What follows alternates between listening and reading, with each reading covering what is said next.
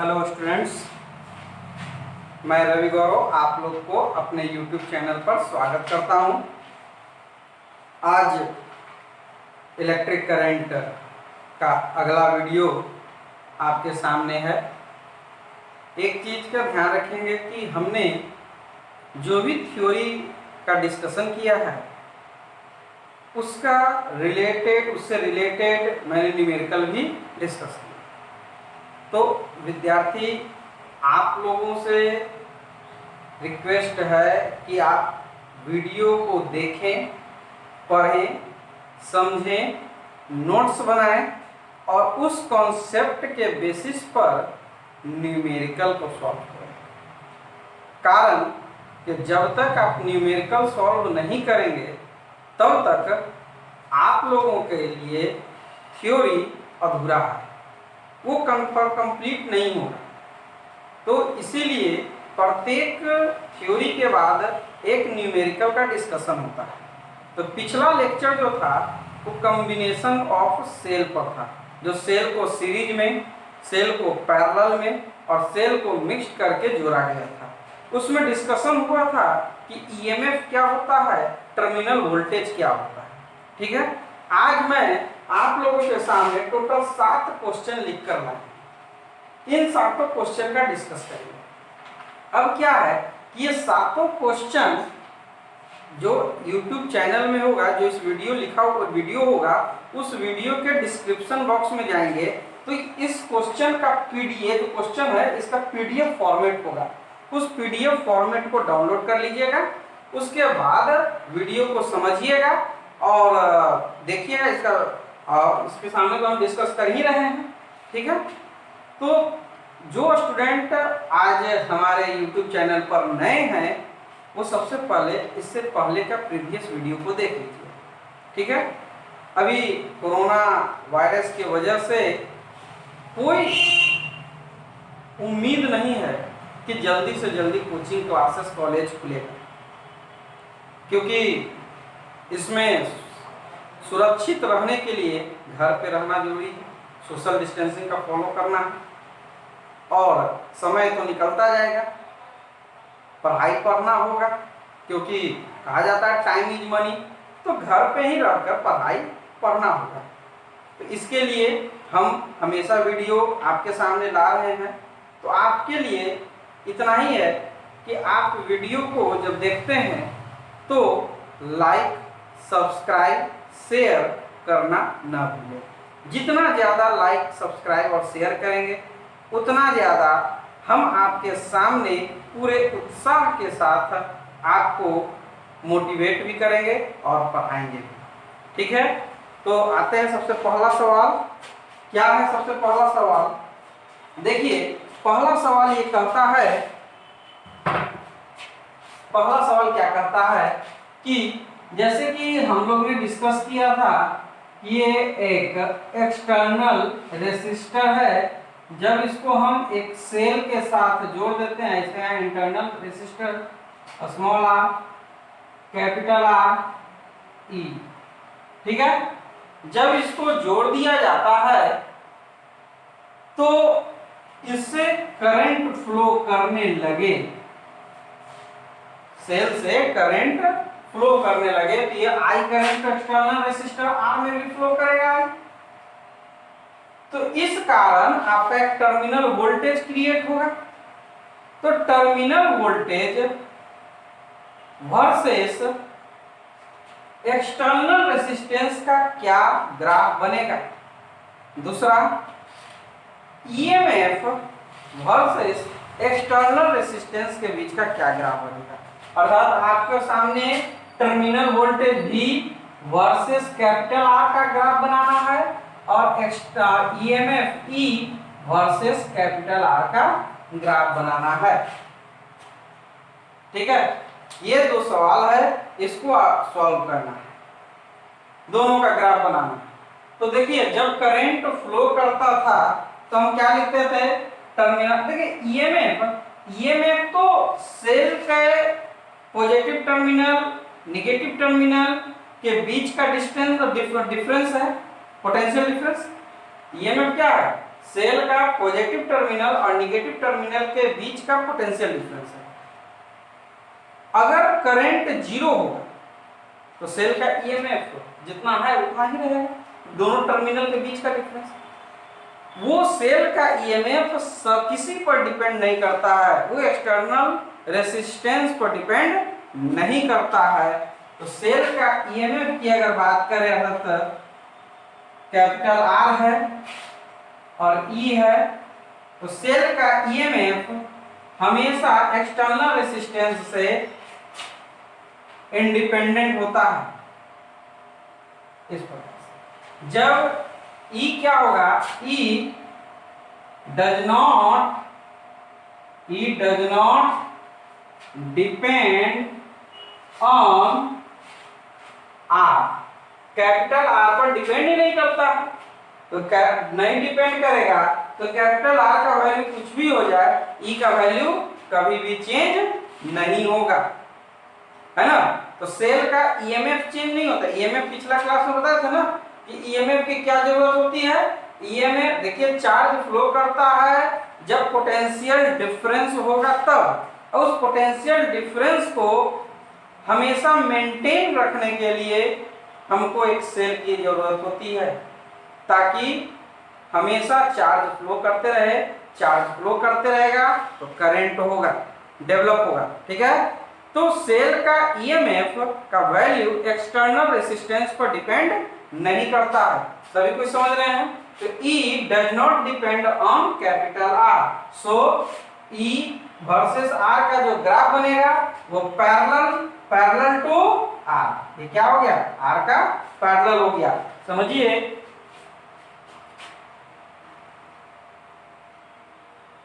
R का parallel हो जाएगा हमेशा, ये पॉइंट हुआ। दूसरा पॉइंट की बात अब करते हैं, टर्मिनल वोल्टेज की बात करते हैं, है ना। तो टर्मिनल वोल्टेज V बराबर क्या लिखते हैं, E minus I into small r। V बराबर क्या लिखते हैं, I इंटू कैपिटल R, है ना। I इंटू कैपिटल R बराबर E माइनस I, ये भी तो लिखते हैं। तो I बराबर क्या लिखते हैं, E बटे कैपिटल R जो स्मॉल। एक इसको लिखने की कोई जरूरत नहीं थी, क्योंकि हमारे पास V बराबर E minus I R, I बराबर E बटे capital R plus small r, यही हो रहा था। तो जरा सोचिएगा कि V बराबर फॉर्मूला क्या होता है, I into capital R। V बराबर क्या होता है, I इंटू कैपिटल R। तो I के जगह पर हमारा वैल्यू क्या है, E बटे कैपिटल R जो small r into capital R। R से भाग दे दीजिए तो E बटे 1 प्लस स्मॉल r बटे r, ये आएगा कि नहीं। अब देखिए जो भी सेल हम यूज करेंगे उस सेल का ईएमएफ तो कांस्टेंट होगा, small r internal resistance constant होगा।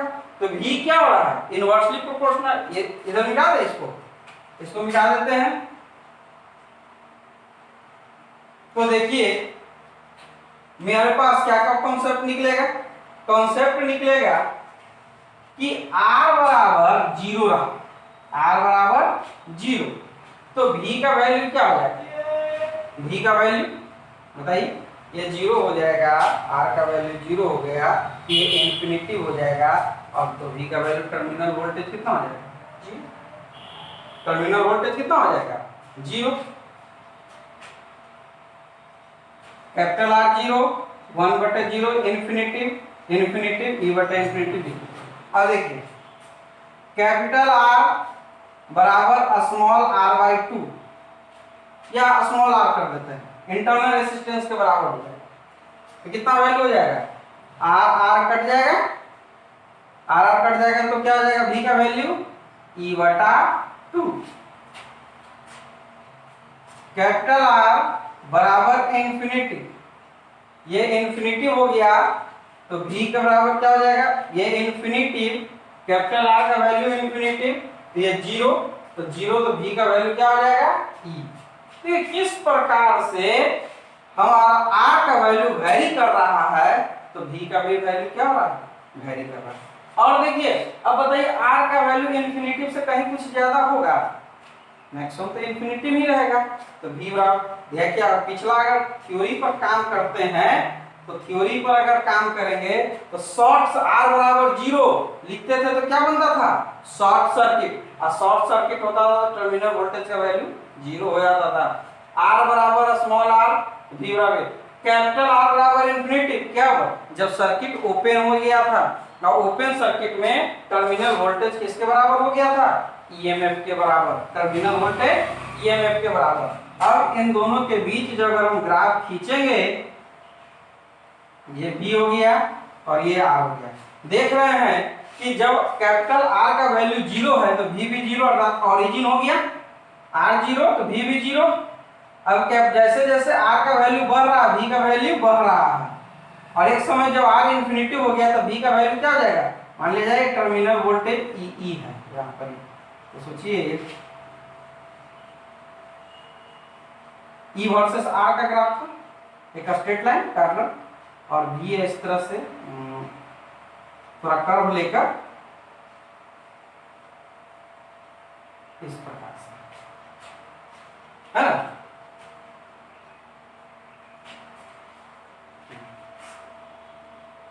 थोड़ा कर्व इस प्रकार से आपका V वर्सेस R का ग्राफ हो गया, और इसी में देखिए E वर्सेस R का भी ग्राफ मिक्स हो गया। इस प्रकार से V वर्सेस R और E versus R, capital R external resistance है, उन दोनों के बीच का ग्राफ आपके सामने प्रस्तुत है। समझ में आया ये कॉन्सेप्ट। जैसे कि आप देखिएगा ग्राफ बनाते समय, जैसे अगर 10th क्लास में आप पढ़ाई किए थे तो आपके पास इक्वेशन लिखा हुआ रहता था x और y का, तो टेबल बनाते थे ना, एक टेबल बनाते थे, कोई इक्वेशन लिखा हुआ है तो टेबल बनाते थे x और y, x का वैल्यू रखते थे, y का वैल्यू, x का वैल्यू, y का वैल्यू, और निकाल के ग्राफ पेपर पर पॉइंट डिनोट करके ग्राफ बनाते थे। ठीक उसी प्रकार है, मेरे पास इक्वेशन प्रेजेंट है, इक्वेशन है, हमने r का वैल्यू समझे कि v और r आपका जैसे यहाँ x और y है उसी प्रकार v और r है ना। तो कैपिटल R का वैल्यू रखते चले गए, v का वैल्यू मिलता चला गया, और v वर्सेस r का ग्राफ हमने बनाया। तो क्या आपके समझ में आया, ये कैपिटल R बराबर 0 का मतलब क्या था, जब सर्किट जो था शॉर्ट हो गया था, शॉर्ट सर्किट के दौरान आपका ईएमएफ कितना आ गया था, टर्मिनल वोल्टेज 0 हो गया था। शॉर्ट सर्किट हो जाता है तो उस समय मैक्सिमम करंट फ्लो हो जाता है ना, उस समय क्या होता है, मैक्सिमम करंट फ्लो इनफाइनाइट। फिर उसके बाद आपका है, ये किसके रिप्रेजेंट करता है, ओपन सर्किट, ये किसको रिप्रेजेंट करता है, ओपन सर्किट। तो टर्मिनल वोल्टेज क्या हो जाएगा, E के बराबर। तो V versus R, E versus R, सभी को क्लियर हो गया, बढ़िया समझ में आ गया। ठीक है, ये फॉर्मूला एक बार वीडियो, पहला वीडियो जरूर देखिए, पहला वीडियो समझ में आएगा, जहां वीडियो समझ में नहीं आएगा पॉज करके पुनः उसको बैक करके देखिएगा, पॉज करके समझने की कोशिश कीजिएगा, ना समझे फिर बैक कीजिएगा, फिर से समझिएगा क्या किए हैं। टर्मिनल वोल्टेज V बराबर E माइनस IR होता था, V के जगह पर I इंटू R भी लिखे थे, वीडियो देखिएगा। तो IR बराबर E minus I into small r, I का वैल्यू निकाल दिए, V बराबर I इंटू R होता ही है ना, तो I का वैल्यू यहाँ पर रख दिए। ठीक है, अब नेक्स्ट क्वेश्चन पर आते हैं। देखिए एक चीज ध्यान हमेशा रखते रहिएगा कि आप लाइक करना ना भूलिएगा, लाइक जरूर करते रहिएगा, लाइक करते रहिए, समझते रहिए, लोगों से अच्छा लग रहा है वीडियो तो दूसरों से शेयर करते रहिए, है ना। और अगर गड़बड़ होगा तो आप हमसे डायरेक्टली कहिए कि सर यहाँ पर दिक्कत हो रहा है समझने में, है ना, डिस्क्रिप्शन बॉक्स में लिखिए। ठीक है, ऐसा नहीं कि हमें पता कैसे चलेगा कि आपको अच्छा लग रहा है कि खराब लग रहा है ना। इसलिए अब सेकंड क्वेश्चन पर आते हैं। अगला क्वेश्चन कर रहा है, एक बैटरी है, ठीक है, क्या है, एक बैटरी है जिसका ईएमएफ 6 वोल्ट है और इसका इंटरनल रेजिस्टेंस 0.5 ओम है। एक बैटरी है जिसका ईएमएफ है 6 वोल्ट और इंटरनल रेजिस्टेंस है 0.5 ओम। यदि 500 ओम रेसिस्टेंस के वोल्ट मीटर, अब देखिए वोल्ट मीटर क्या होता है, 10th क्लास में आप पढ़ाई किए हैं, 10th क्लास में जानते हैं कि वोल्ट मीटर का काम है पोटेंशियल डिफरेंस का मेजर करना, एमीटर का काम है इलेक्ट्रिक करंट को मेजर करना। वोल्ट मीटर को पैरेलली जोड़ा जाता है और एमीटर को सीरीज में जोड़ा जाता है। इतना तो 10th स्टैंडर्ड का है। तो इसमें कहा जा रहा है कि वोल्ट मीटर के द्वारा इसका पोटेंशियल डिफरेंस मापा जाता है। देखिए 500 ओम रेसिस्टेंस के वोल्ट मीटर द्वारा इसका पोटेंशियल डिफरेंस, एक वोल्ट मीटर मापा गया, वोल्ट मीटर लगा देते हैं, ठीक है, एक वोल्ट मीटर, ये क्या है, वोल्ट मीटर। इस कितना इसका है रेसिस्टेंस, 500 ओम, वोल्ट मीटर के द्वारा इसे मापा जाता है। तो वोल्ट मीटर द्वारा प्रदर्शित ईएमएफ, अब वोल्ट मीटर ईएमएफ बताएगा, क्योंकि वोल्ट मीटर कनेक्ट है ना, यहाँ कनेक्ट किया वोल्ट मीटर, तो करंट फ्लो करेगा, तो वोल्ट मीटर से इसको क्या बताएगा कि कितना इसका ईएमएफ है। तो वोल्ट मीटर द्वारा प्रदर्शित ईएमएफ का जो रीडिंग होगा, उस रीडिंग में कितना परसेंट का लॉस हो रहा है। देखिए जब इसको वोल्ट मीटर से नहीं जोड़ा जाता और ये सर्किट क्या हो जाता, ओपन, जैसे कि मान लीजिए ओपन रहता, यहाँ पर ऐसे कर दिया, ठीक है, ये बता रहा है स्विच है, ये स्विच लिख दिए, स्विच या की मतलब के, है ना, तो के क्या हो गया, ऑफ है, स्विच क्या है, के स्विच क्या है, ऑफ, के क्या है, स्विच, के है स्विच, के है स्विच, और इफ स्विच ऑफ रहेगा तो ये क्या हो जाएगा, ओपन सर्किट, सर्किट क्या हो गया, ओपन, खुल गया, खुला सर्किट है, ओपन है, करंट फ्लो नहीं करेगा। तो वोल्ट मीटर का रीडिंग क्या देगा, रीडिंग बाय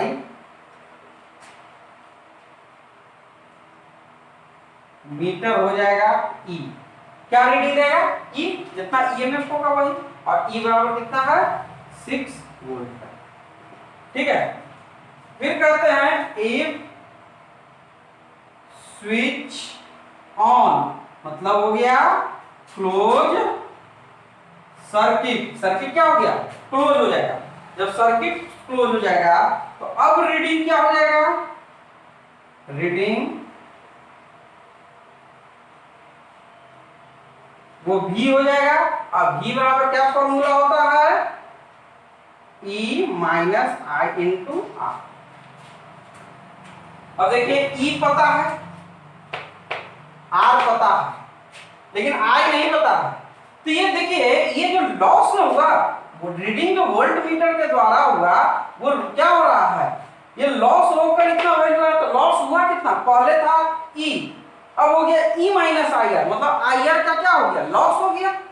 जब क्लोज सर्किट होगा तो आई आर लॉस हुआ, तो लॉस पोटेंशियल कितना होगा, आई आर, इसलिए loss potential equal to I are.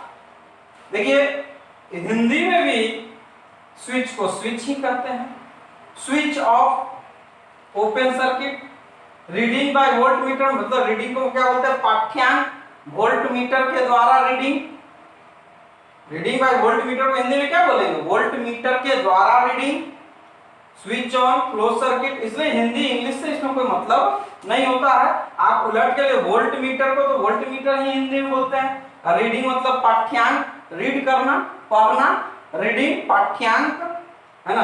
तो लॉस मतलब कि पोटेंशियल में कमी कितना होगा, loss potential I into R. तो आर तो पता है, लेकिन आई पता है, नहीं पता है, आई नहीं पता है, तो हमको निकालना होगा आई।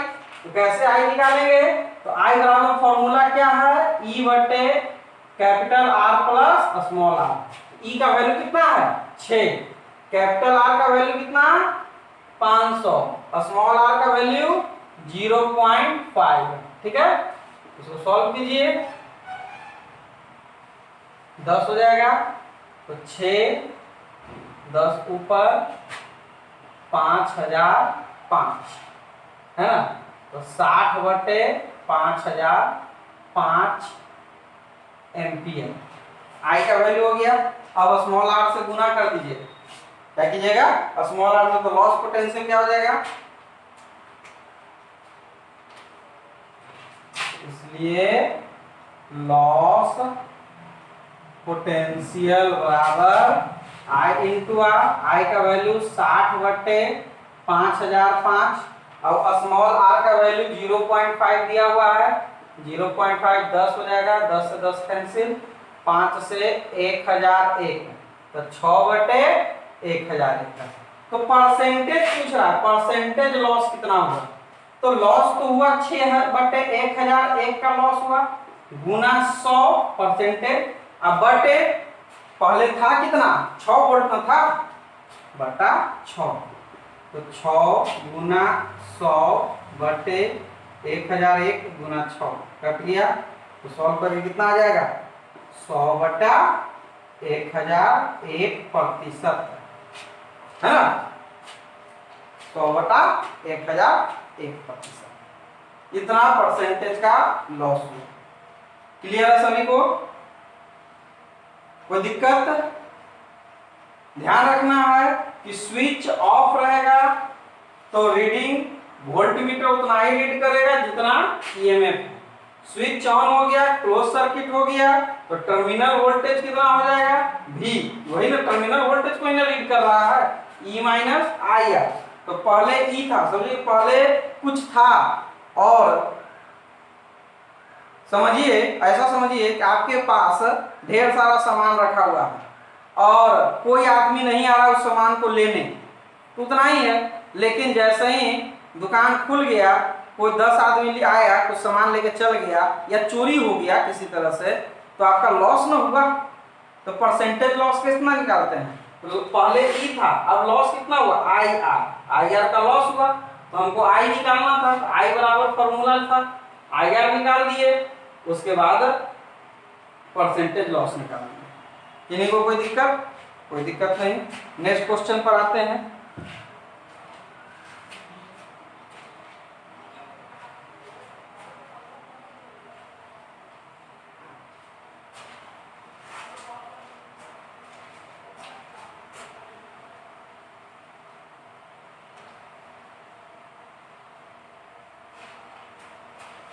देखिए अगला क्वेश्चन है, जब 7 ओम का एक एक्सटर्नल रेसिस्टर को एक बैटरी के साथ जोड़ा जाता है, इसमें 1.5 एम्पियर का करंट का फ्लो है।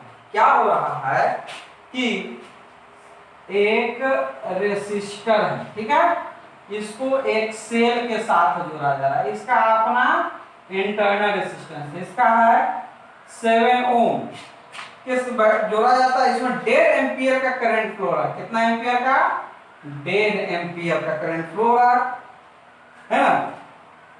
इसका ईएमएफ E है, इंटरनल रेसिस्टेंस R।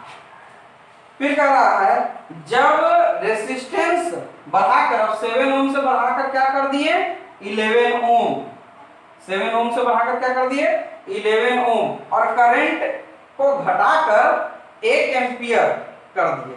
1.5 एम्पियर था ना, अब करंट फ्लो करने लगा 1 एम्पियर, मतलब कि नया जो रेसिस्टर हुआ 11 ओम का, internal resistance R, EMF E और 1 एम्पियर का करंट। तो इस आपको निकालना क्या है, E और R का वैल्यू आपको क्या निकालना है, E और R बराबर 1। क्वेश्चन है कि 7 ओम का रेसिस्टर है, उसको एक सेल के द्वारा जोड़ दिए, वो सेल कितना एम्पियर का करंट फ्लो कर रहा है, 1.5 एम्पियर का। फिर उसके बाद उस रेसिस्टर को 11 ओम के साथ जोड़ दिए, अब कितना करंट का फ्लो कर रहा है, 1 एम्पियर का। तो E और R का वैल्यू बताना, ठीक है, निकालिए फॉर्मूला, फॉर्मूला से निकले E और R, है ना, कैसे निकलेगा,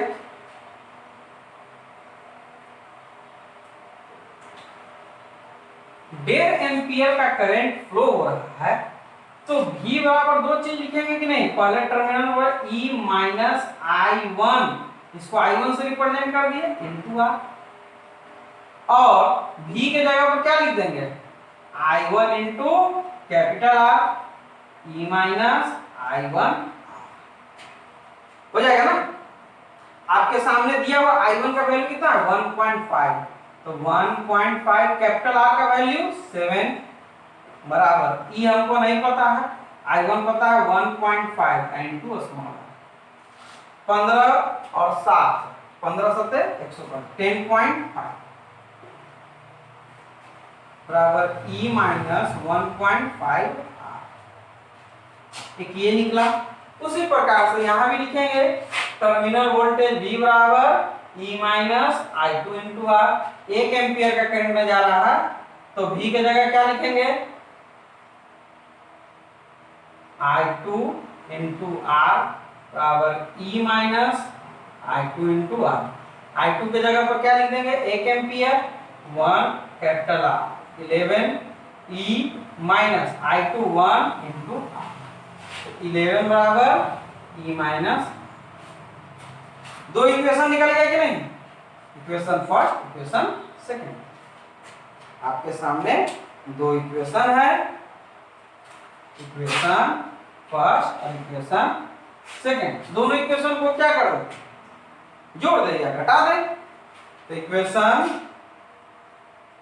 फर्स्ट माइनस इक्वेशन सेकंड, तो E माइनस 1.5 R बराबर 10.5 और E माइनस R बराबर 11, तो माइनस प्लस माइनस, तो इसी कैंसिल हो गया, तो हो जाएगा माइनस 0.5 R बराबर इसको माइनस 0.5 आ जाएगा, माइनस माइनस कैंसिल, R बराबर 1 ओम, स्मॉल r का वैल्यू 1 ओम, तो E का वैल्यू क्या आ जाएगा बताइए, 1 ओम रखेंगे तो 1 इधर आएगा, 11 में से गया 10 वोल्ट।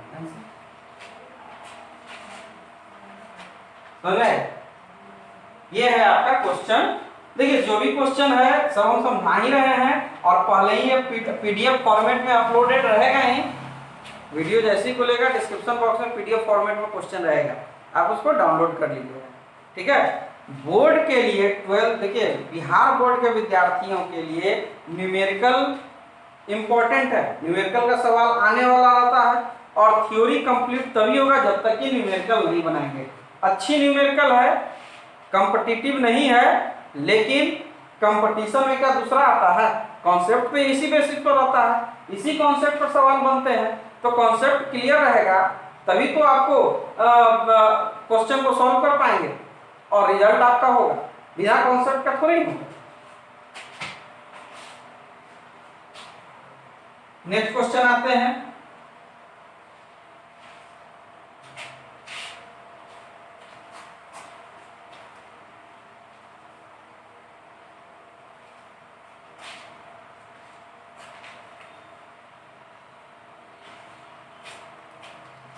नेक्स्ट क्वेश्चन कहा जा रहा है सीरीज में जुड़े 4 गो ड्राई सेल, 4 गो ड्राई सेल है से बना बैटरी, 4 गो ड्राई सेल से बैटरी बना, प्रत्येक का ईएमएफ 1.5 वोल्ट है, और पैरेलल में जुड़े 4 ओम तथा 6 ओम दो रेसिस्टर जुड़े हैं। देखिए इसका अपना इंटरनल रेसिस्टेंस, अपना इंटरनल रेसिस्टर, अपना इंटरनल रेसिस्टर, अपना इंटरनल, क्या को 1 2 3 4, सीरीज में चारों का 4 जुड़ा हुआ है ना, और सभी का ईएमएफ दिया हुआ है, कितना दिया हुआ है 1.5, 1.5, 1.5, 1.5, स्मॉल r, इंटरनल रेसिस्टेंस नहीं दिया हुआ स्मॉल। अब इसके साथ पैरेलली जुड़ा हुआ है, पैरेलल में जुड़े 4 ओम तथा 6 ओम, 4 ओम तथा 6 ओम, 4 ओम और 6 ओम। दो प्रतिरोध दो रेसिस्टर जो है 4 ओम के रेसिस्टर से होकर 0.6 एम्पियर की करंट फ्लो कर रहा है। इससे कितना करंट फ्लो कर रहा है? 0.6 एम्पियर का करंट फ्लो हो रहा है। तो क्या क्या निकालना है? समझिए कि इससे I1 करंट फ्लो हो रहा है। ठीक है, इससे कितना हो रहा है? I1। तो आपको I1 का वैल्यू निकालना है और क्या निकालना है? स्मॉल r का वैल्यू निकालना है। यही सवाल है। ठीक है, कैसे सॉल्व करेंगे? सबसे पहला काम इतने सारे सेल हैं, आप एक फिगर को रीड्रॉ करेंगे। आपको बताया है सेलों का सीरीज कॉम्बिनेशन। जब एक ही प्रकार का सेल सीरीज में जुड़ा होता है तो उसका इक्विवेलेंट ईएमएफ क्या होता है? आपको बताए थे एम सेल था सीरीज में जुड़ा हुआ, सबका ईएमएफ ई था। तो जब सीरीज में जोड़ते हैं तो इक्विवेलेंट ईएमएफ एम ई होता है। इक्विवेलेंट ईएमएफ एम ई और equivalent internal resistance M R होता है। ठीक है, तो जब इसको हम एक साथ कर देंगे,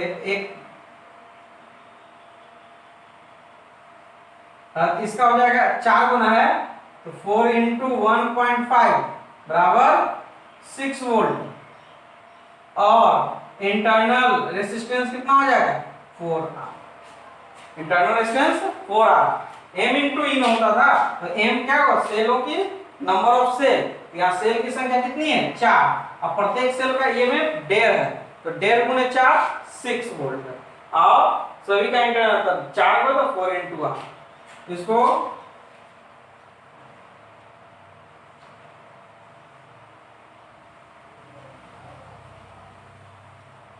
यह है 4 ओम 6 ओम। इसमें कितना करंट फ्लो हो रहा है? 0.6 एम्पियर का करंट।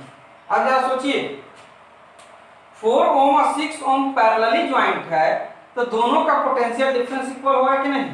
तो पोटेंशियल डिफरेंस अक्रॉस 4 ओम, पोटेंशियल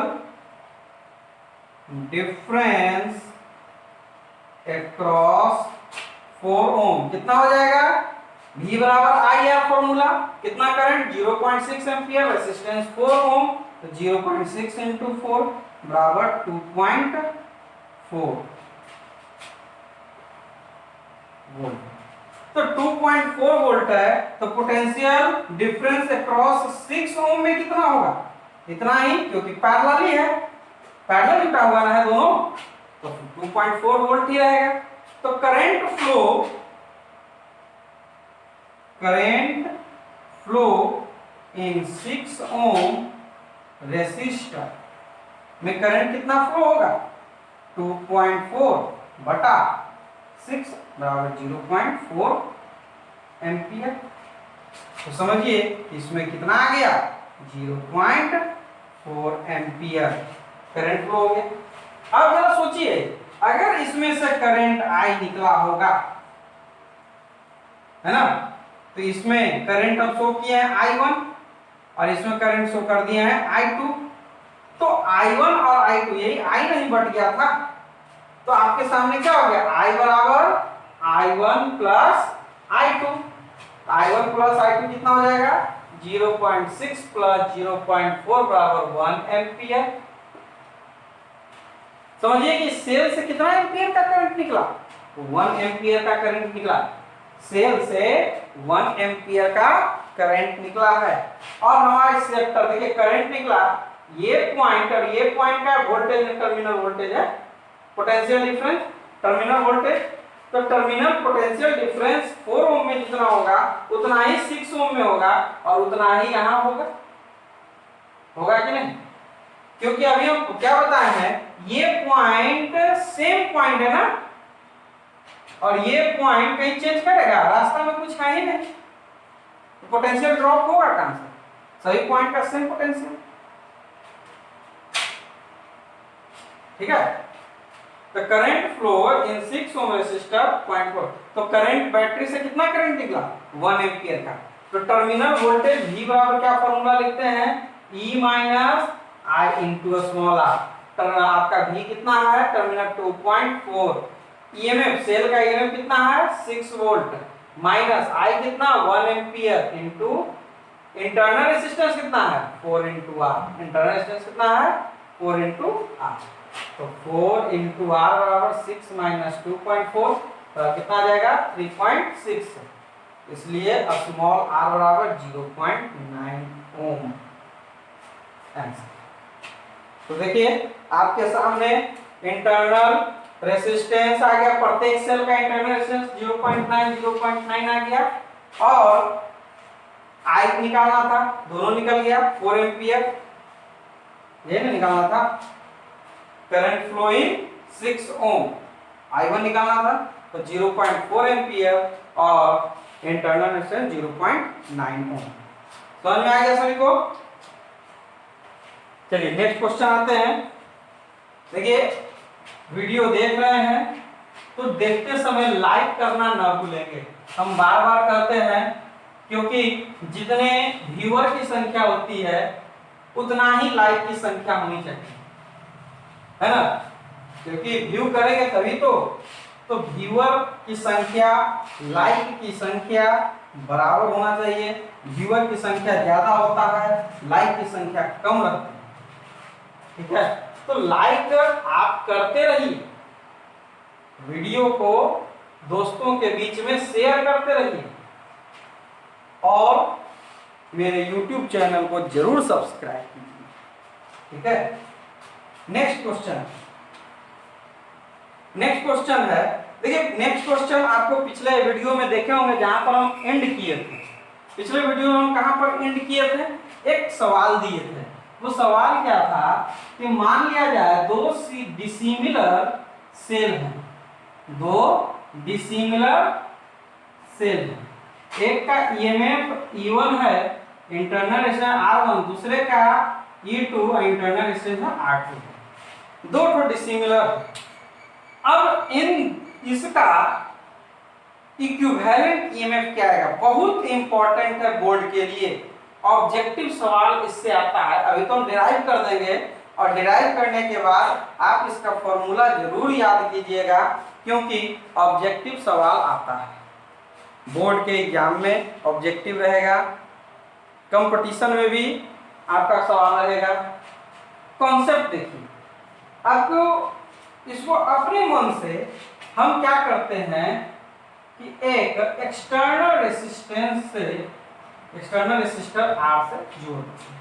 ठीक है, अब इससे करंट क्या निकलेगा I1, और इससे करंट क्या निकलेगा I2। जब सेल से करंट निकलना शुरू हो जाए तो सेल का ईएमएफ के जगह हम लोग क्या बात करने लगते हैं, टर्मिनल वोल्टेज। अब वो टर्मिनल वोल्टेज दोनों सेल के दोनों टर्मिनल के बीच का पोटेंशियल डिफरेंस होता है, करंट जब फ्लो होने लगता है। तो टर्मिनल वोल्टेज आप external resistor capital R, external resistor का पोटेंशियल डिफरेंस ही टर्मिनल वोल्टेज भी है। तो पहला केस के लिए देखते हैं, जब सेल E1, सेल जिसका ईएमएफ पर, इसको फर्स्ट सेल कर दिए, इसको सेकंड सेल कर दिए, इसको क्या कर दिए फर्स्ट सेल, और इसको सेकंड सेल। ठीक है, तो फर्स्ट सेल से करंट जब निकलना शुरू हो तो टर्मिनल वोल्टेज V बराबर क्या लिखेंगे, E1 माइनस I1 R1 लिखेंगे कि नहीं भाई, V बराबर E1 माइनस I1 R1। उसी प्रकार से ये इक्वेशन फर्स्ट हो गया। उसी प्रकार से जब सेल सेकंड सेल से करंट निकलना शुरू हो गया I2 ना, I1 I2 यहां पे मिलके क्या हो जाएगा I, क्योंकि I बराबर I1 प्लस I2। उसी प्रकार से जब सेकंड सेल से करंट शुरू हो जाएगा निकलना तो टर्मिनल वोल्टेज V बराबर क्या हो जाएगा, ध्यान से टर्मिनल वोल्टेज, और टर्मिनल वोल्टेज बराबर क्या होता है E minus I into internal resistance. यहाँ पर क्या होगा E2 minus I2 into R2, क्योंकि इसमें तो I2 ही ना जाएगा, इसमें तो I हो जाएगा, इसमें I2 होगा, तो E2 minus I2 into R2, ये इक्वेशन सेकंड। देखिए हमारे दिमाग में हमेशा चलते रहना है, क्या दिमाग में रखना है कि इस फॉर्मूला को ऐसा जोड़ घटाव गुना भागा करें कि हमारे पास आ जाए V बराबर E minus I into R, इससे हम कंपेरिजन करें, V बराबर E minus I into R से कंपेरिजन करें। तो इसके लिए हमको क्या करना होगा, इस इक्वेशन में R2 से गुणा कर दीजिए और इस इक्वेशन में R1 से गुणा कर दीजिए, ठीक है। तो क्या हो जाएगा ऐसा करने से, इसमें हो जाएगा, इसलिए पहला इक्वेशन में VR2 है ना, और गुणा करके जोड़ देना, गुणा करके क्या कर देना है, एडिंग, जोड़ देना है।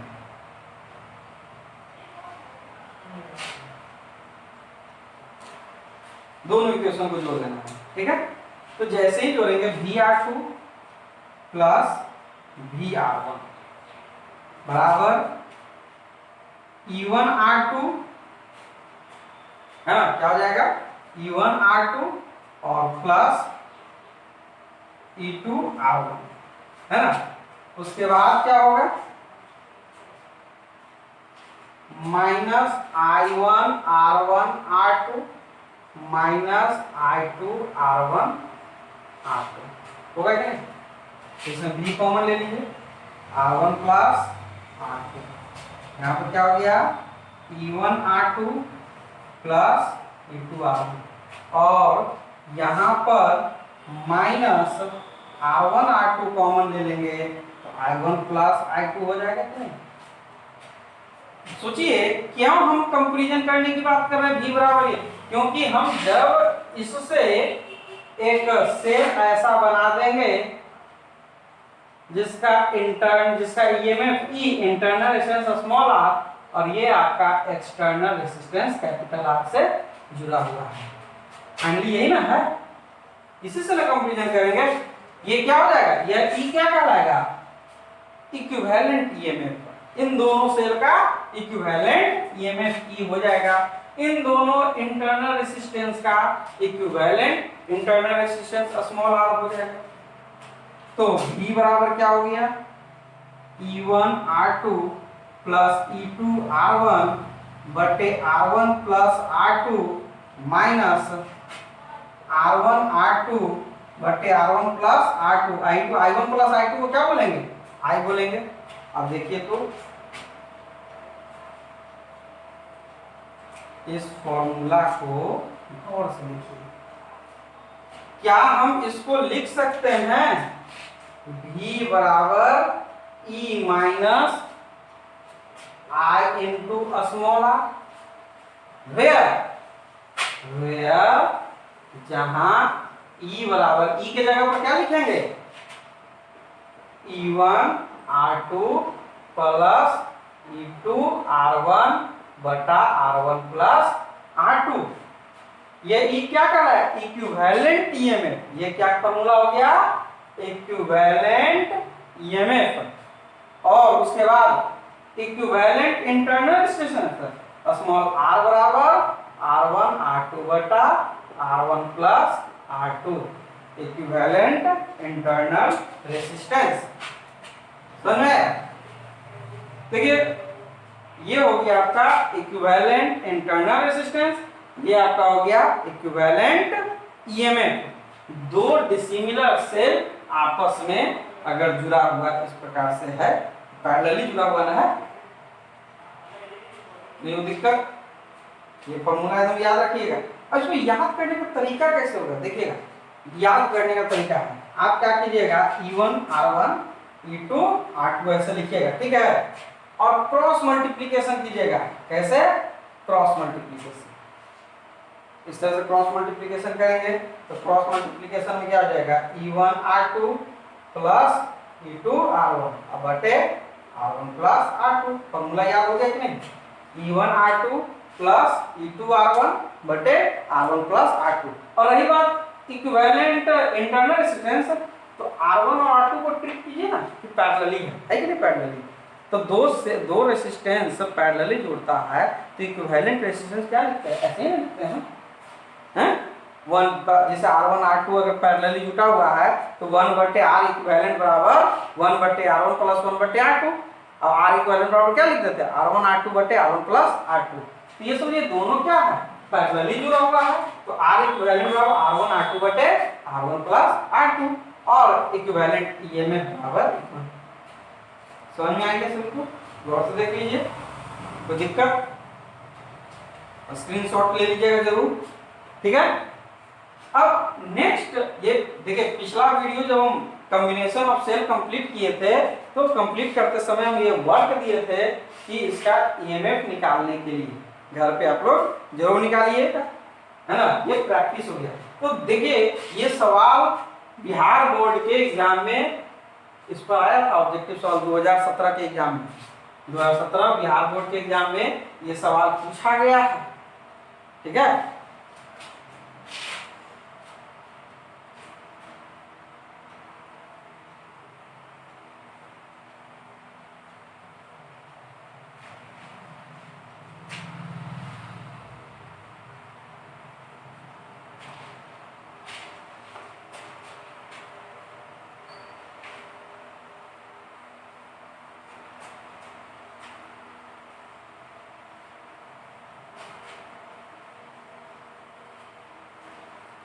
नेक्स्ट, पोलैरिटी अगर चेंज हो जाए, अगर सेल का पोलैरिटी चेंज कर देते, जैसे कि ये पहले निगेटिव तब पॉजिटिव टर्मिनल, ठीक है। पोलैरिटी क्या कर दिए? चेंज कर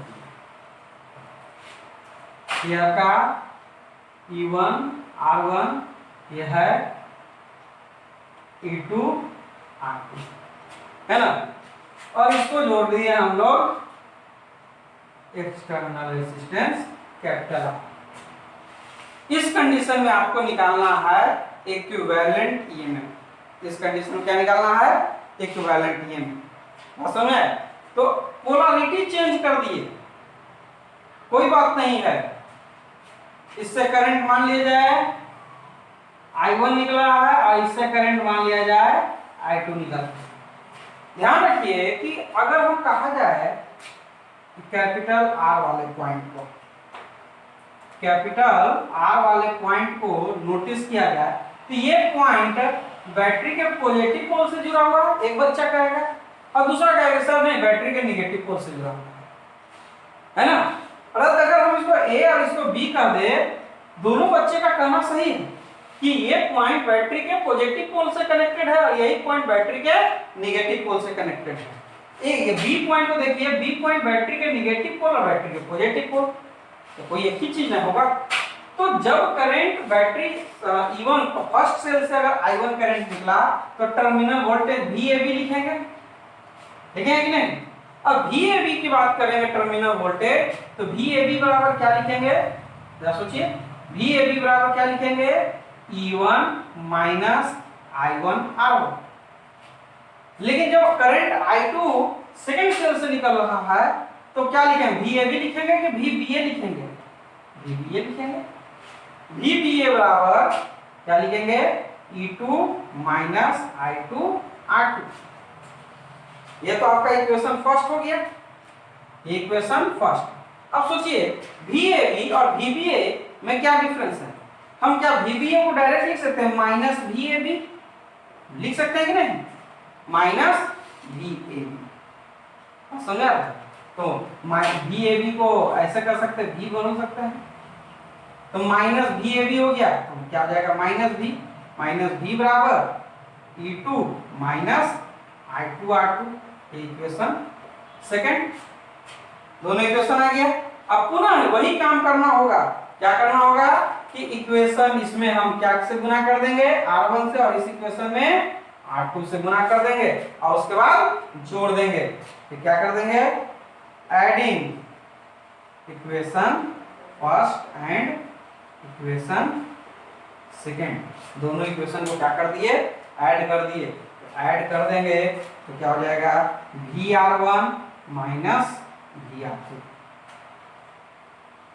VR1 माइनस VR2 बराबर E1R1 माइनस I1R1, सॉरी गड़बड़ हो गई, उल्टा, इसको R2 से गुना करना है, इसको R1 से, तो VR2 माइनस VR1, तो E1R2 माइनस I1R1 R2, फिर क्या हो जाएगा, plus E2R1 minus I2R1 R2,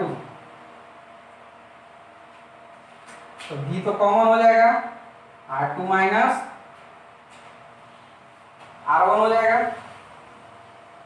बराबर, ओ देखिए एक चीज, बहुत बड़ा चीज, एडिंग करने से रेसिस्टेंस को घटाना पड़ रहा है, लेकिन रेसिस्टेंस घटाना तो नहीं है, इसलिए एडिंग न करके हमको क्या करना पड़ेगा, सब्सट्रैक्ट, क्या करना पड़ेगा, सब्सट्रैक्ट, और सब्सट्रैक्ट करेंगे तो ये प्लस हो जाएगा, और ये हो जाएगा आपका माइनस, और ये हो जाएगा प्लस, ठीक है। तो E1R2 minus E2R1 minus R1R2 common ले लीजिए, तो I1 minus I2, I1 minus I2, तो जा देखिए ऐसे भी इसमें कैसा करंट जा रहा है, I1 इधर से आ रहा है, I2 इस तरह से, तो इसमें करंट तो I1 माइनस I2 ही ना फ्लो कर रहा है कैपिटल R में, कैपिटल R रेजिस्टेंस में कैसा करंट फ्लो करेगा, I1 माइनस I2, तो ये लिख सकते हैं V बराबर, सॉरी प्लस ना, E1R2 माइनस E2R1 बटे R1 plus R2 minus R1R2 बटे R1 plus R2 into I, क्योंकि I बराबर I1 माइनस I2, बात समझ में, I बराबर I1 माइनस I2। अब यहां पर देखिए, तो इस चीज को हम लिख सकते हैं, इसलिए V बराबर E minus I into R, तो E क्या हो गया, इक्विवेलेंट EMF, और इक्विवेलेंट EMF बराबर क्या हो जाएगा, E1R2 माइनस E2R1 बटे R1 प्लस R2। देखिए फॉर्मूला याद करना कितना आसान, जब पोलैरिटी चेंज नहीं हो, पोलैरिटी चेंज मतलब जब पॉजिटिव, बैटरी का पॉजिटिव टर्मिनल बैटरी के पॉजिटिव टर्मिनल से ही जुड़ा हुआ है, अब बैटरी का निगेटिव टर्मिनल बैटरी के निगेटिव टर्मिनल से ही जुड़ा हुआ है, तो ईएमएफ क्या आता था, ईएमएफ E बराबर आया था E1R2 प्लस E2R1 बटे R1 प्लस R2, लेकिन जब टर्मिनल उल्टा हो गया, बैटरी का पॉजिटिव टर्मिनल बैटरी के निगेटिव टर्मिनल से जुड़ गया, बैटरी का निगेटिव टर्मिनल बैटरी के पॉजिटिव टर्मिनल से जुड़ गया, तो इक्विवेलेंट ईएमएफ क्या हो गया, E बराबर E1R2, खाली माइनस चिन्ह है, देखिए दोनों में कंपैरिजन कीजिए, क्या आया, केवल माइनस, पोलैरिटी चेंज होगा तो बीच में क्या आ जाएगा, माइनस, लेकिन फार्मूला में तो चेंजिंग है, E1R2 है, E1R2 है, E2R1 E2R1 R1R2, खाली चिन्ह में बटा के नीचे वाला तो R1 प्लस R2 ही है, चिन्ह क्या, पोलैरिटी चेंज होने के कारण ये चिन्ह क्या हो जाएगा, चेंज हो जाएगा। सभी को समझ में आ गया। अच्छा, equivalent internal resistance small r का वैल्यू R1 R2 बटा R1 प्लस R2 है ना। इस प्रकार से आपको सॉल्व करना है। तो देखिए ऑब्जेक्टिव सवाल में ऐसे दिया रहेगा, आप पूछेगा, ऐसा फिगर दे देगा, डायरेक्ट पूछ देगा E का वैल्यू, तो इसको कैसे बनाया जाता है ये तो मेमोराइज रखना ही है समझ के, और इसका इक्विवेलेंट क्या आएगा वो भी दिमाग में रखना होगा, है ना, तब जाकर प्रॉब्लम सॉल्व करने में आपको सहूलियत होगा। नेक्स्ट क्वेश्चन पर आते हैं। नेक्स्ट क्या है, इसी बेसिस पर प्रॉब्लम है निकालने के लिए। सभी विद्यार्थी जो देख रहे हैं जरूर लाइक शेयर सब्सक्राइब करते रहिएगा, जो नेसेसरी देख व्यू किए तो ये आपकी जरूरी है, चीज मेरे लिए जरूरी है ना, और आपका दायित्व है कि उसको लाइक करें, शेयर करें, सब्सक्राइब करें। लाइक करने में पीछे नहीं हटना, अंगूठा तो है, एक अंगूठा इसे दबा देना है इस तरह से लाइक हो, है ना, तो उसको तो क्यों तो दबाने तो है और तो कुछ करना नहीं है।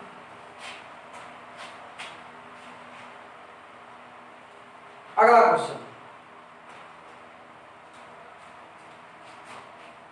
एक सेल है और एक और ये भी सेल, इसको क्या किया गया है, एक्सटर्नल रेजिस्टेंस से जोड़ दिया गया। ये सेल का ईएमएफ 2 वोल्ट है, इंटरनल रेजिस्टेंस 1 ओम है, 1 वोल्ट है और ये 2 ओम है, ठीक है। इससे करंट दोनों से क्या हो रहा है, करंट निकल रहा है, दोनों से करंट क्या निकल रहा है, I1 और I2, है ना, और सेल एक्सटर्नल रेजिस्टेंस जो है वो है 3 ओम, ठीक है। आपसे I1 और I2 का वैल्यू पूछा जा रहा है, क्या पूछा जा रहा है, I1, I2 बराबर 1, I1 और I2 का वैल्यू पूछा जा रहा है। कैसे निकालें, कैसे इसको निकाला जाएगा। सबसे पहला काम कर लीजिए कि आप जो अभी अभी हमने फॉर्मूला बताया, क्या फॉर्मूला बताया था, जैसे प्रोसेस बताए थे हम लोग प्रोसेस बताए थे ना, क्या प्रोसेस बताए थे कि टर्मिनल वोल्टेज V बराबर E1, V बराबर जो टर्मिनल E माइनस IR लिखते थे ना, ये फॉर्मूला, उसी प्रकार से टर्मिनल वोल्टेज V बराबर फर्स्ट सेक्शन के लिए देखेंगे, फर्स्ट सेल के लिए, फर्स्ट सेल ये है तो V बराबर E का वैल्यू 2 हो गया, माइनस इससे करंट कितना निकल रहा है, I1, I2 इसका इंटरनल रेजिस्टेंस कितना है 1, ठीक है, तो V बराबर 2 माइनस I1, ये एक फॉर्मूला होगा, इक्वेशन फर्स्ट, ठीक है। उसी प्रकार से इसके लिए दिख निकालेंगे सेकंड सेल के लिए, तो V बराबर क्या लिखेंगे, E कितना है 1 माइनस I2 इंटू 2, क्या हो जाएगा, V बराबर 1 minus 2I2, equation second, clear है। अब क्या ध्यान में रखना है कि अगर V का पता चल जाए तो I1 का ही बात निकल सकता है, तो V कैसे निकालेंगे, उसके पहले हम लोग एक चीज जानते हैं, internal equivalent EMF, equivalent EMF का वैल्यू जानते हैं। क्या इक्विवेलेंट ईएमएफ होता है, equivalent EMF E1 R2 plus E2 R1 बटे R1 प्लस R2। क्या देखिए E1 दिया हुआ है 2 इंटू R2, ये 2 वोल्ट, R2 क्या है 2, E2 1 इंटू 1 R1 1 अब बटे 1 प्लस 2, 4 प्लस 1 बटा 3 बराबर 5/3, 5/3 वोल्ट आ गया। ये ईएमएफ इंटरनल रेजिस्टेंस कितना होगा, R1 R2 बटे R1 प्लस R2, तो 1 इंटू 2 बटा 1 प्लस 2, 2/3 ओम, E का वैल्यू निकल गया। अब उसके बाद हम लोग V का वैल्यू निकालेंगे, है ना, इससे तो करंट I1 और इससे करंट, तो I बराबर क्या फॉर्मूला निकलते हैं, I बराबर E बटे capital R plus small r, तो E का वैल्यू कितना है 5/3, कैपिटल R का वैल्यू कितना दिया हुआ है 3 ओम, स्मॉल r का वैल्यू 2/3, तो 5/3 बटा 3 3 9 11 बटा 3 बराबर 5 बटा 11 एम्पियर। सोचिए करंट फ्लो इसमें 5 बटा 11 एम्पियर का करंट फ्लो हुआ। इसमें करंट कितना का फ्लो हुआ? 5 बटा 11 एम्पियर।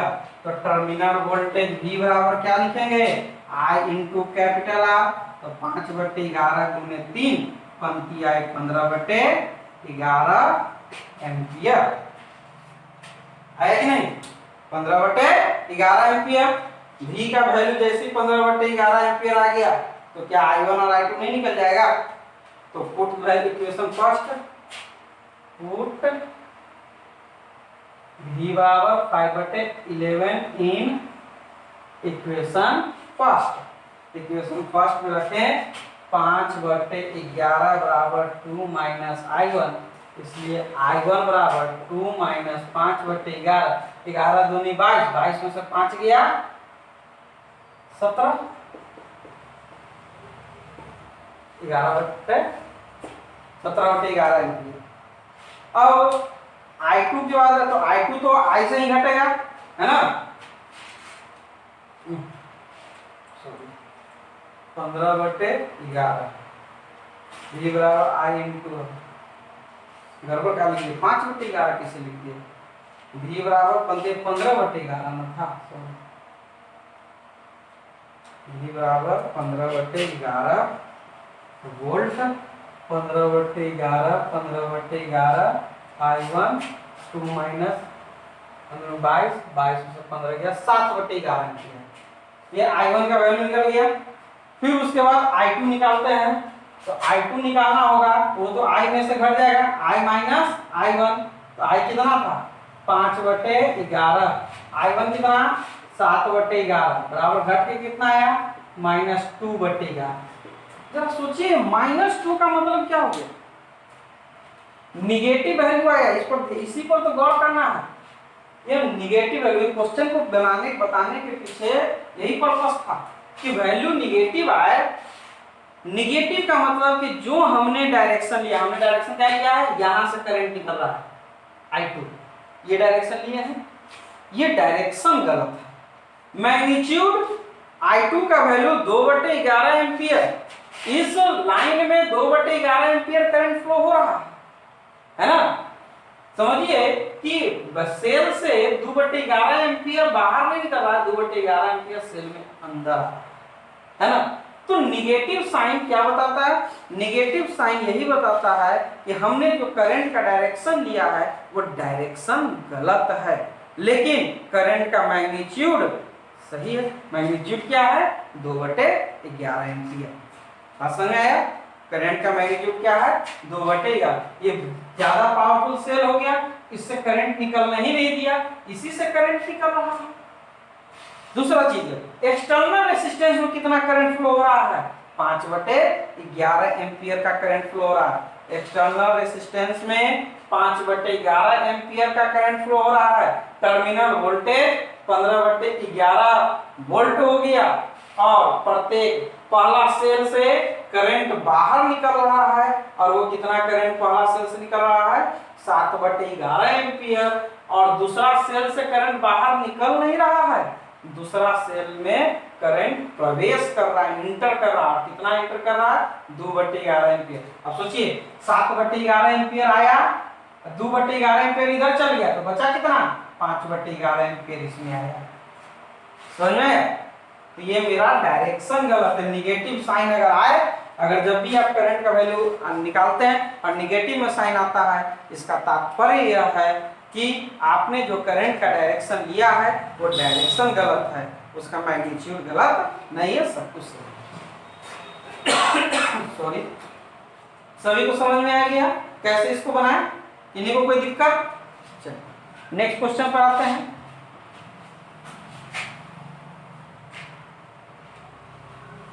देखिए जो बोर्ड को मिटाने उठाने में जो समय लगता है, इस टाइम में आप इसको थोड़ा सा आगे बढ़ा सकते हैं। आपके हाथ में है, बटन आपके हाथ में है, आप आगे बढ़ाइए, फॉरवर्ड कीजिए। और अगर बाय द वे आपको लगता है कि जो आप वीडियो देख रहे हैं वो ज़्यादा स्लो है तो फास्ट कर लीजिए, आपके सामने, आपके हाथ में फास्ट करना है ना।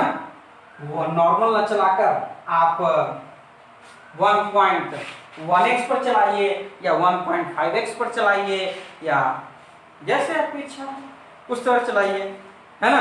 क्योंकि जब ये चैनल को, जो इस वीडियो को देखने वाले कई तरह के विद्यार्थी होंगे, जो काफ़ी कमज़ोर भी होंगे, जो काफ़ी ब्रिलियंट भी होंगे, कई तरह के विद्यार्थी हैं।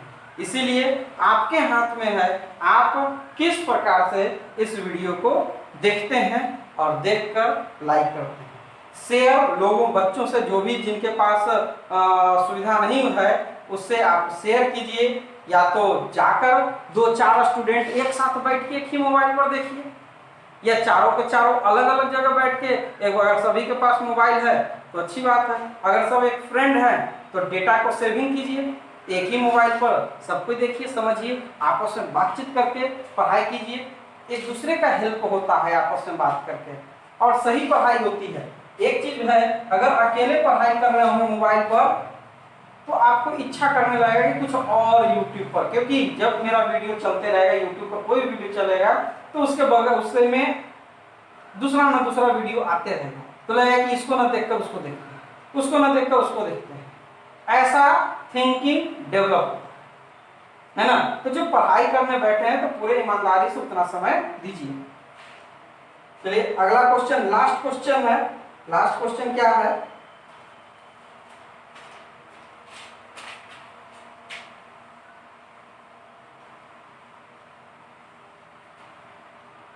ये इसका है 2 वोल्ट और ये है 0.5 ओम, ठीक है। इसका इंटरनल रेजिस्टेंस है। इसको एक और सेल है, ये भी 2 वोल्ट है, 0.5 ओम है, ठीक है। दूसरा सेल है 2 वोल्ट है, 0.5 ओम है ना।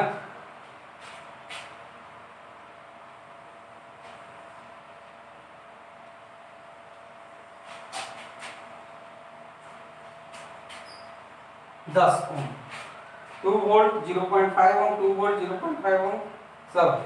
इससे करंट I1, इससे करंट I2। I1 और I2 का वैल्यू पूछा जा रहा है। I1 और I2 का वैल्यू क्या होगा, ये आपसे पूछा जा रहा है। तो कैसे निकालेंगे? सबसे पहला काम आप क्या कीजिएगा, I1 और I2 निकालने के लिए आप इसको थोड़ा कंप्रेस कीजिए। यहाँ 2 सेल है, दोनों सेल क्या है, सीरीज में है, एक ही प्रकार का सेल है कि नहीं? एक ही प्रकार का सेल, दोनों सेल क्या है, एक ही प्रकार का सेल है। और जब एक ही प्रकार का सेल सीरीज में जुड़ा होता है, अगर सेलों की संख्या m है तो इक्विवेलेंट ईएमएफ ME और इक्विवेलेंट रेजिस्टेंस MR होता था। तो इसलिए इसको क्या कर लेना है, एक नया 0.5 निकालना। क्या है निकालना, आप लोग जान रहे हैं, I1 और I2 का वैल्यू। तो देखिए इसको एक इक्विवेलेंट सेल में तब्दील कर दिए,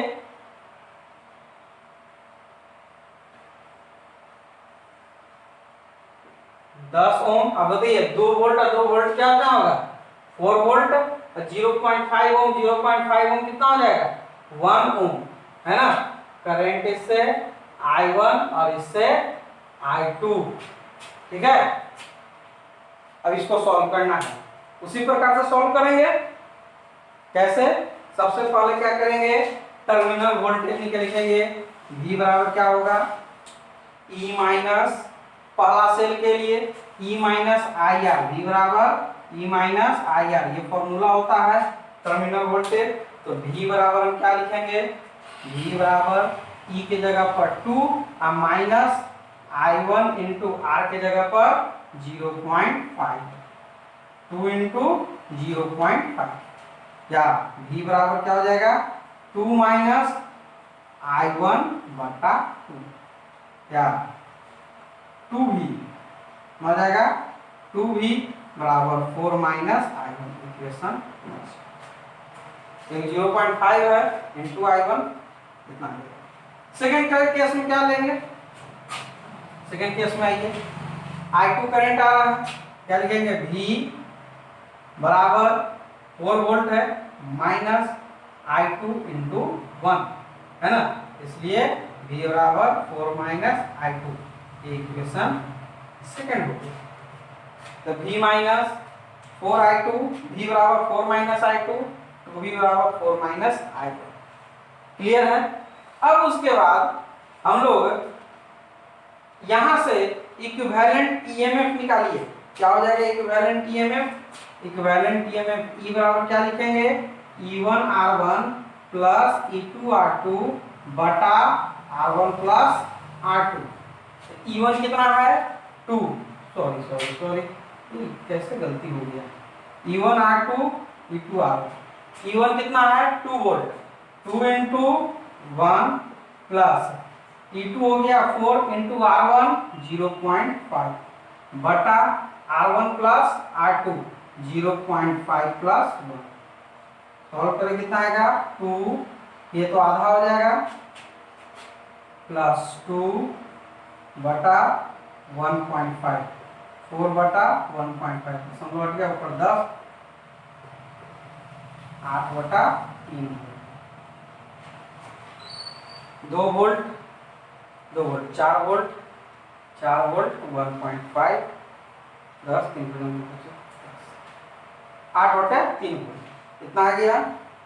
अब उसके बाद हम लोग क्या निकालते हैं, I बराबर E बटे कैपिटल R जोड़ स्मॉल r, E का वैल्यू 8 बटा 3 और कैपिटल R का वैल्यू 10 और स्मॉल r का वैल्यू, हाँ स्मॉल r यहाँ भी निकालना होगा, स्मॉल r बराबर क्या लिखते हैं, R1 R2 बटा R1 plus R2, R1 R2 कितना हो जाएगा 0.5 इंटू 1 बटा 1.5 बराबर 1 बटा 3 ओम, तो 1/3, तो 8 बटा 3 बटा 30 किया 10 किया 30, 31 बटा 3, 8 बटा 31 एम्पियर, 8 बटा 31 एम्पियर का करंट फ्लो हो रहा है, I1 प्लस I2 8 बटा 31 है ना, तो इसमें 8 बटा 31 करंट हो रहा है, तो V का वैल्यू क्या हो जाएगा, V बराबर टर्मिनल वोल्टेज 8 बटा 31 गुने 10, अब 80 बटा 31 एम्पियर। अब 80 बटा 31 एम्पियर है तो किसी एक इक्वेशन में डाल दीजिए, यहाँ पर डाल देते हैं, पुट V बराबर 80 बटा 31 ampere in equation second, equation second में अगर रखेंगे तो क्या हो जाएगा, V की जगह 80 बटा 31 4 माइनस I2, इसलिए I2 बराबर 4 माइनस 80 बटे 31 कितना हो जाएगा 31, 4 चरतिया 12 माइनस 80, 44 बटा 31 एम्पियर है ना, 44 बटा 31 एम्पियर का करंट। और देखिए I2 निकला, I1 अगर निकालना होगा तो क्या करेंगे, I1 निकालना होगा तो I माइनस I2 करेंगे, तो I कितना आया था 8 बटा 31 माइनस 44 बटा 31 माइनस 36 बटा 31 एम्पियर। अब देखिए यहां पर माइनस में आंसर आ, माइनस में आया माइनस 36 बटा 31, तो देखिए ध्यान दीजिए कि 4 वोल्ट का सेल है, 2 वोल्ट है, तो 4 वोल्ट वाला ज्यादा पावरफुल, इंटरनल रेजिस्टेंस भी इसमें कम है ना, तो इससे I2 इस डायरेक्शन आएगा, लेकिन I1 का जो डायरेक्शन है हमारा I1 का वैल्यू है माइनस 36 बटे 31, नेगेटिव है, नेगेटिव साइन क्या बताता है, हमने जो करंट का डायरेक्शन लिया है वो डायरेक्शन क्या है, गलत है, डायरेक्शन I1 है, बैटरी से निकल रहा है, नहीं क्या होगा, वैल्यू आने से माइनस में आने से इसका मतलब निकल रहा है कि ये ऐसे करंट नहीं होगा, ये बैटरी में इंटर कर रहा है ना, बैटरी में। तो जरा सोचिए 44 आपका 44 बटे 31 यहाँ से आया, 36 बटा 31 इस सेल में प्रवेश कर गया, तो बचा कितना 8 बटा 31 एम्पियर, जो कि आपका 10 ओम में फ्लो कर रहा है एक्सटर्नल रेजिस्टेंस से, है ना। दो सेल है, सोचिए हम लोग सोचे दो सेल है, दोनों को जब जोड़ देंगे अलग अलग, सोचिए ना, एक 10 ओम का, एक 2 ओम का 4 वोल्ट, 2 वोल्ट का 4 वोल्ट का लगाएंगे, ज्यादा करंट फ्लो करेगा। ज्यादा करंट फ्लो हुआ, क्या करंट घट गया? करंट घट गया ना, 8 वोल्टेज बढ़ तो नहीं गया, है ना, क्योंकि एगो सेल समझिए कि चार्ज होने लगा, एगो सेल चार्ज होने लगा, एगो सेल डिस्चार्ज हो रहा है, तो घट के करंट घट ही जाएगा ना। बात समझ में? तो आज तक का इतना ही सवाल है। इन सवाल का सवाल तो हम बोर्ड पर लिखे नहीं है, तो सवाल पीडीएफ फॉर्मेट में डिस्क्रिप्शन बॉक्स में रहेगा, उसको आप लोग क्या कर लीजिएगा, डाउनलोड कर लीजिएगा, सवाल अपने हाथ में रखिएगा और समझिएगा सारे क्वेश्चन को। उसके बाद जो भी आपके पास बुक है उस बुक से सवाल को बनाइए, नोट्स बनाइए, पढ़ाई कीजिए। जितनी ईमानदारी आप पढ़ाई में दिखाएंगे उतना ही ईमानदारी के साथ, उससे ज्यादा हम आपके सामने वीडियो रखेंगे। और हर बार हम कह रहे हैं कि 12th फिजिक्स का सारा सिलेबस आपके सामने बोर्ड पर रहेगा। आप घर पे निश्चिंत होकर पढ़ाई कीजिए, इस चीज का चिंता मत कीजिएगा कि लॉकडाउन है, हम कैसे पढ़ें, कैसे सिलेबस कंप्लीट होगा या नहीं होगा, क्या होगा। तो इस लॉकडाउन में सब कोई के साथ प्रॉब्लम है, कोई एक दूसरे के साथ जुड़ नहीं रहे हैं, है ना, कोई अपना कर्तव्य जो है, कर्म है, काम नहीं हो रहा है, देश घाटा में है, देश के जनता घाटा में है, प्रॉब्लम है। तो हर कोई एक दूसरे का सहयोग करके आगे बढ़ेंगे, ठीक है, एक दूसरे का सहयोग। तो मेरा काम है आप लोगों को पढ़ाना, आपका काम है पढ़ना, ठीक है। तो आपको अगले वीडियो के साथ हम उपस्थित होंगे। अगला वीडियो हम डिस्कस करेंगे heating effect of electric current. क्या होगा? Heating effect of electric current, वो इंपॉर्टेंट वीडियो है, उसको भी देखेंगे, ठीक है। इलेक्ट्रिक करंट का ये भी वीडियो है। तो अब तक जितने भी वीडियो हैं सभी को बढ़िया से देखिए, बार बार देखिए, बार बार रिवीजन कीजिए और वीडियो को शेयर करते रहिए, ठीक है। आज के लिए इतना ही।